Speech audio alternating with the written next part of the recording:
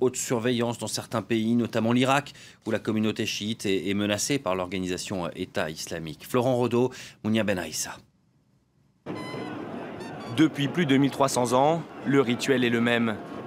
Ici en Irak, des milliers d'hommes et de jeunes garçons chiites se flagellent le jour de l'Achoura. Les images sont impressionnantes. Le crâne ensanglanté, les fidèles sont ensuite pris en charge par les secours présents sur place.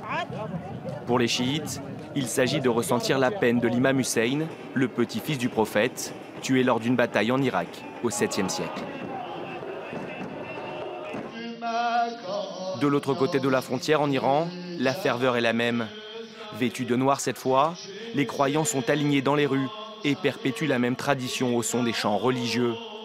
Une procession réglée, tel un défilé militaire.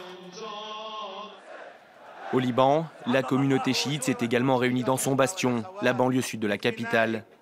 Ici, les commémorations prennent une tournure politique, avec le discours très attendu d'Hassan Nasrallah, dont les sorties publiques sont rarissimes.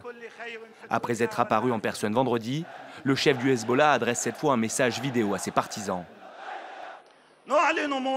J'appelle à poursuivre notre djihad contre les infidèles américains et à continuer le combat contre le terrorisme qui frappe notre islam.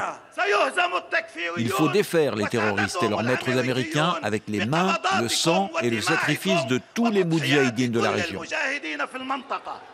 Allié du président syrien Bachar el-Assad, le leader chiite ne fait pas de distinction et appelle ses partisans à combattre tous les opposants au régime de Damas.